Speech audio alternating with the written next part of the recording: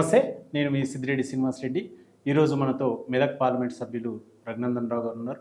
నమస్తే రఘునందన్ జీ. ఇప్పుడు రఘునందన్ జీ, మోడీ విషయం మీరు తీసుకొచ్చారు. అయితే మోడీకి అవమానాలు అంటే ఇక్కడ దేశంలో చూసినట్టుంటే ప్రతి ముఖ్యమంత్రి విమర్శించినారు, వరల్డ్ వైజ్ చూసినట్టుంటే ఇంతకుముందు అమెరికాకు వీసా, అంటే దీన్ని ఏ విధంగా చూస్తారు మీరు? అంటే మోడీ ఇన్ని అవమానాలు ఎదుర్కొంటూ కూడా ఇంత సక్సెస్ అవుతుంది, దీన్ని ఏ విధంగా? అంటే మీకు 2 సామెతలు చెప్తే మీకు తెలంగాణలో మనం 2-3 విషయాలు చెప్పుకుంటామని. ఏ చెట్టుకైతే పనులు ఎక్కువ ఉంటాయో దారెంబడి పోయి ప్రతి ఒక్కరు రాయితో కొడుతాడు పండు కోసం. సో ఎందుకు కొడుతున్నాడు వాడు? ఆ చెట్టు మీకు రాయి ఎందుకు పోతుంది? ఆ చెట్టు నిండా పనులు ఉన్నాయి కాబట్టి తనకు ఫలం కావాలి కాబట్టి రాయితో కొడుతుంటాడు. ఇది కూడా అంతే. మోడీ గారు బాగున్నారు, మోడీ గారిని తిడితే మేము లీడర్లు అవుతామనుకొని తిట్టడం తప్ప ఇంకొకటి ఏముంటుందని. ఆయన పనిచేస్తున్నాడు, ఆయన పనిచేసే పరిణామ క్రమంలో ఆయనకు ఆ తిట్లు వస్తూ ఉన్నాయి. అంతకుమించి మీకు అక్కడ ఏముంది? మోడీ గారి లోపల తప్ప ఏం కనబడుతుంది?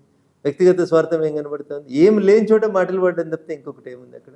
రఘునందన్ జీ, మీరు స్వయం సేవక. ఇక్కడ బలరాం కేశవరాజు ఎడ్గేవారిది ఫోటో, గురూజీది, భారత్ మాత ఫోటో. సో మా కుటుంబానికి సంబంధించి మా ఊర్లో 2వ తరగతి వరకు మాత్రమే స్కూల్ ఉండేదన్న. నేను దుబాక మండలి బొప్పాపూర్ అనేటువంటి గ్రామంలో పుట్టినాను. ఇప్పుడు అది దుబాక మండలం నుంచి విడిపోయి అక్బర్పేట బొంపల్లి అనే మండలం కిందకి వచ్చింది, లస్మంత గ్రామం.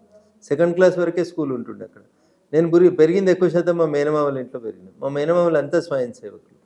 సాగర్జీకి రైట్ హ్యాండ్ లెఫ్ట్ హ్యాండ్ అంతా వాళ్ళే ఉండేవారు. ఒకతను అడ్వకేట్ అయ్యి సాగర్జీ ఆఫీస్లోనే పనిచేసేవారు. ఇంకొకతను స్వయం సేవకు 24/7 సాగర్జీతోటే ఉండేవారు. మొన్న వారి పుస్తకావిష్కరణ సందర్భంగా కూడా సాగర్జీ వారి పేరు గుర్తు చేసినారు, తిరుపతిరావు గారని. సో మా మామయ్యల ప్రభావం, నేను 3వ తరగతి నుంచి అక్కడే ఉన్నాను కాబట్టి మా మామయ్యల ప్రభావం ఉండేది. ఆ ఊర్లో రెగ్యులర్గా శాఖ నడిచేది. ఆ ఊర్లో ప్రతి ఒక్క ఇంటి నుంచి ఒకరు ఖచ్చితంగా శాఖకు వచ్చేది.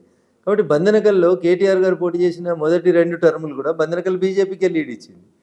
సో అంత గొప్ప ఊరు అది. ముస్తాబాద్ మండలం బంధనకల్ అనే విలేజ్ ఇప్పటికి కూడా. ఇప్పుడు బండి సంజయ్ గారి నియోజకవర్గంలో వస్తుంది. సో అప్పుడు చిన్నప్పుడు వాళ్ళ దగ్గరే పెరిగినాను కాబట్టి వాళ్ళతో పాటు 7th క్లాస్ అయిపోయిన తర్వాత అదే ఊర్లో ఉన్నాను కాబట్టి రెగ్యులర్గా శాఖకు వెళ్ళేవాడిని. వారి ఇన్ఫ్లుయెన్స్, అప్పుడు మేము చిన్నప్పుడు శాఖకు పోయినటువంటి అనుభవం అదంతా కంటిన్యూ అవుతూనే ఉంది.